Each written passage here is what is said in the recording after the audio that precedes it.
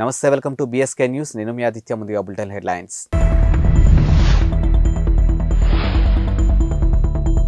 తెలంగాణ ప్రభుత్వం సలహాదారుల నియామకం ఉత్తర్వుల జారీ ఐటీ రంగంలో భాగ్యనగరమే టాప్ ఇక ఐస్ప్రాట్ వ్యవస్థాపకులు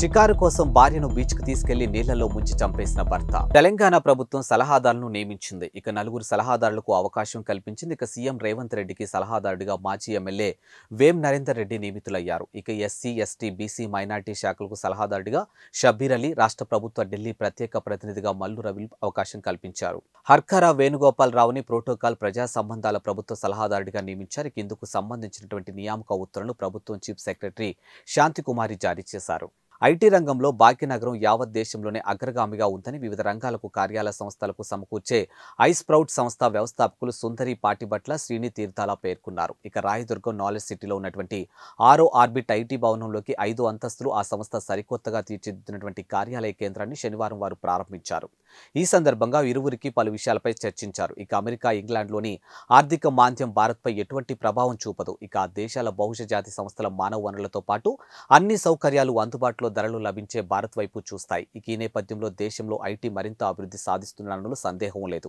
కోవిడ్ నేపథ్యంలో ఐటీ సంస్థలు ఇంటి నుంచి పనులు చేయించిన పరిస్థితులు చెక్కబడడంతో తిరిగి కార్యాలయాల్లో ఉద్యోగుల కార్యకలాపాలు ప్రారంభించేలా చూస్తూ ఉన్నాయి ఈ క్రమంలోనే ఐటీ కార్యాలయాల స్థలాలకు గిరాకీ పెరిగింది ఇక నగరంలో ఏటా ఐటీ సంస్థల కార్యాలయాలు విస్తీర్ణం రెట్టింపు అవుతుంది కార్యాలయాల సాంద్రంతో బెంగళూరులో ముందంజలో ఉన్న కార్యాలయాల వినియోగంలో మాత్రం హైదరాబాద్లో అగ్రస్థానంలో ఉందని పేర్కొన్నారు ఇక 2017లో నగరంలో 11,000 చదరపు అడుగులతో ఐస్ప్రౌట్ సంస్థ ప్రారంభించాం ఇక నేడు 10 లక్షల చదరపు అడుగులు అధిగమించింది హైదరాబాద్తో పాటు బెంగళూరు విజయవాడ చెన్నై పూణే కేంద్రాలు ఉన్నాయి ఇక ఢిల్లీ నోయిడా ముంబై కోలికతా అహ్మదాబాద్కు విస్తరించనున్నాం ఇక రాయదుర్గంలో కొత్తగా 2.5 లక్షల చదరపు అడుగుల్లో 5 అంతస్తుల్లో 4,000 సీట్లతో కేంద్రాన్ని ప్రారంభించాం ఇక అందులో ఇప్పటికీ 60% స్థలాలు కార్యాలయాలు వచ్చాయి ఈ ఏడాది చివరి నాటికి 50 కేంద్రాలు 2 లక్షల చదరపు అడుగులకు చేరుకోవడమే మా లక్ష్యమని పేర్కొన్నారు ఇప్పటి వరకు 100 కోట్లు పెట్టుబడిగా పెట్టాం ఇక మరో 200 కోట్ల పెట్టుబడులతో వ్యాపారాన్ని విస్తరిస్తున్నామని తెలియజేశారు ఇక కనీసం 50 మంది ఉద్యోగులున్న సంస్థలకు కార్యాలయాలు అందజేస్తాం ఇక 5% అంకుర సంస్థలకు అందజేస్తాం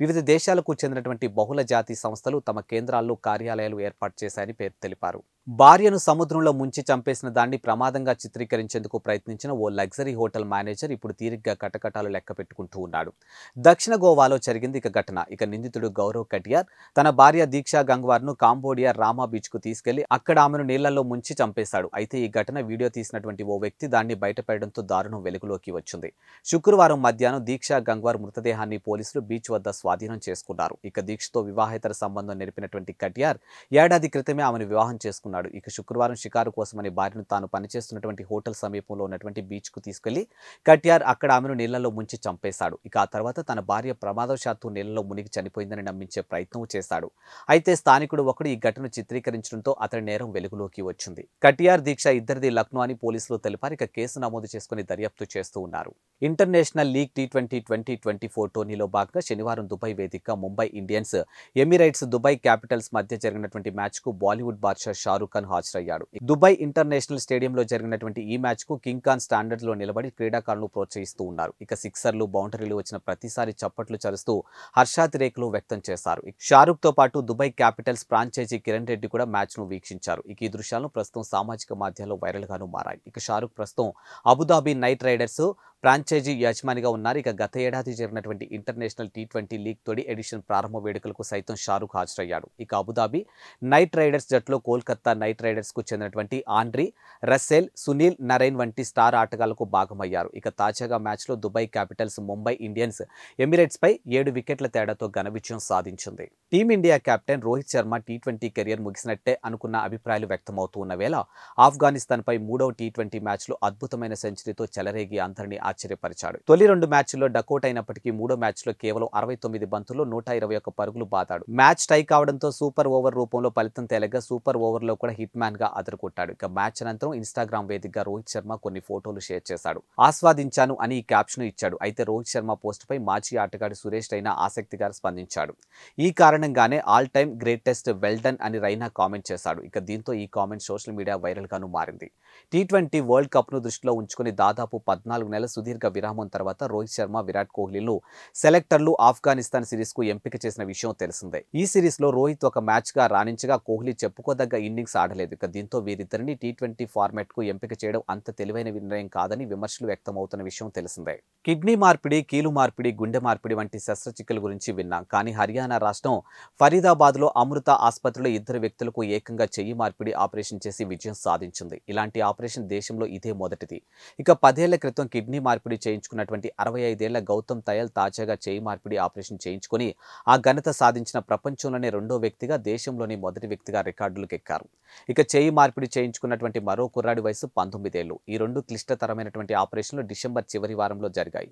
దాదాపు 17 గంటల పాటు జరిగినటువంటి ఆపరేషన్లు విజయవంతమైనట్లు వైద్యులు వెల్లడించారు. ఇక ఢిల్లీకి చెందినటువంటి గౌతమ్ తయాల్కు దశాబ్దం క్రితం కిడ్నీ ట్రాన్స్ప్లాంట్ జరిగింది. ఇక 2 ఏళ్ల క్రితం ఫ్యాక్టరీలో జరిగినటువంటి ప్రమాదంలో మణికట్టు పైనుంచి చేయిని కోల్పోవాల్సి వచ్చింది. తాజాగా ఆయనకు బ్రెయిన్ డెడ్ అయినటువంటి తానేకు చెందినటువంటి 40 ఏళ్ల వ్యక్తి చేయిని అమర్చారు. ఇక గౌతమ్ కోలుకుంటున్నారని, మరో వారంలో ఆయన్ను డిశ్చార్జ్ చేస్తామని ఆసుపత్రిలో ఉన్నటువంటి centre for plastic and reconstructive surgery వైద్యుడు డాక్టర్ మోహిత్ శర్మ తెలిపారు. అయోధ్య రామ మందిరంలో కొలువుదీరున్నటువంటి రామ్ లల్లా విగ్రహాన్ని ఏటా శ్రీరామనవమి నాడు సూర్యుడు ముద్దాడనున్నాడు. దాదాపుగా 6 నిమిషాల పాటు గర్భగుడిలోని విగ్రహం నుదుట ప్రకాశించనున్నాడు. బాలరాముడికి సూర్యతిలకంగా మారనున్నాడు. ఇందుకోసం మందిర నిర్మాణంలో ప్రత్యేక ఏర్పాట్లు చేస్తున్నట్లు రామ జన్మభూమి ట్రస్ట్ తెలిపింది. సూర్యుడి సంచారం ఆధారంగా ఏటా శ్రీరామనవమి నాడు సూర్యతిలకం ఏర్పడేలా ప్రత్యేకమైన అద్దాలు అమర్చనున్నారు.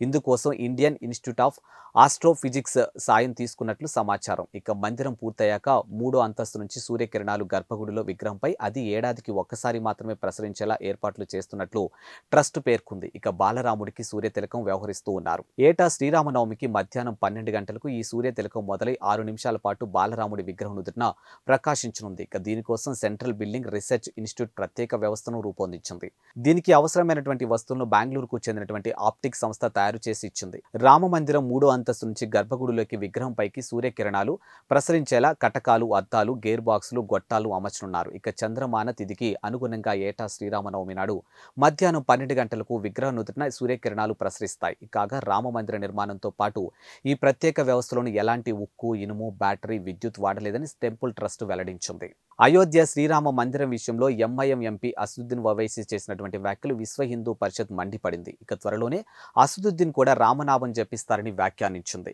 శనివారం అసదుద్దీన్ కర్ణాటకలో పలు సంచలన వ్యాఖ్యలు చేసిన విషయం తెలిసిందే. ఇక బాబ్రీ మసీదును ఓ పద్ధతి ప్రకారం ముస్లింలకు దూరం చేశారని ఆయన వ్యాఖ్యానించారు. 1992లో మసీదును కూలగొట్టి ఉండకపోతే ముస్లింలు ఇలాంటి పరిస్థితి ఎదుర్కొనేవారు కాదని అభిప్రాయపడ్డారు. 500 ఏళ్ల పాటు బాబ్రీ మసీదులో ముస్లింలు నమాజ్ చేశారు. ఇక కాంగ్రెస్ నేత జీబీ పంత్ సీఎంగా ఉన్న కాలంలో మసీదులో విగ్రహాలు పెట్టారు. ఆ తర్వాత సీఎం మసీదును మూసేశారు. అనంతరం అక్కడ పూజలు ప్రారంభమయ్యాయి. ఇక విహెచ్పి ఏర్పాటైన కాలంలో అక్కడ రామ మందిరం లేనే లేదని ఓవైసీ చెప్పుకొచ్చారు. కాగా ఓవైసీ చేసిన వ్యాఖ్యలపై విహెచ్పి ప్రతినిధి బగ్గుమన్నారు. గత 500 సంవత్సరాల్లో మీ పూర్వీకులు ఎవరైనా అయోధ్యను సందర్శించారా?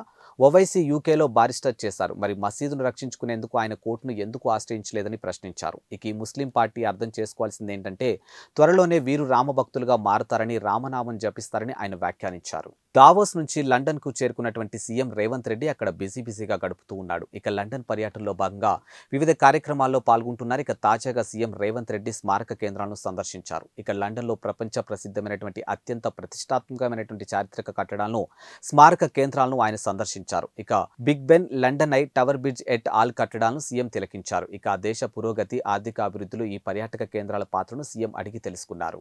తెలంగాణ భూముల రిజిస్ట్రేషన్ కోసం గతంలో అధికారంలో ఉన్నటువంటి కేసీఆర్ ప్రభుత్వం ధరణి పోర్టల్ను తీసుకొచ్చింది. అయితే ధరణి పోర్టల్పై మొదటి నుంచి తీవ్ర విమర్శలు చేస్తున్నటువంటి కాంగ్రెస్ పార్టీ ఆ ధరణి పోర్టల్ పారదర్శకంగా లేదని ఆరోపించింది. ఇక తాము అధికారంలోకి వస్తే ధరణి పోర్టల్ స్థానంలో భూమాత పోర్టల్ తీసుకొస్తామని ఎన్నికల వేళ హామీ ఇచ్చింది. అయితే తెలంగాణలో భూముల రిజిస్ట్రేషన్ కంటే ఏపీలో రిజిస్ట్రేషన్ విధానం చాలా బాగుందని ఇటీవలే తెలంగాణ మంత్రి పొన్నం ప్రభాకర్ తెలిపారు. కానీ బీజేపీ ఏపీ నేత సత్యకుమార్ మాత్రం దీనికి భిన్నమైన వాదన చేశారు. ధరణి కన్నా ఏపీలో ఉన్నటువంటి ల్యాండ్ టైటిల్ చట్టం 10 రెట్లు ప్రమాదకరమైందని ఆయన ఆరోపించారు. ఇవి ఇవాల్టి బులెటిన్ అప్డేట్స్. మరో బులెటిన్తో మళ్ళీ కలుద్దాం. అంతవరకు సెలవు. నమస్కారం.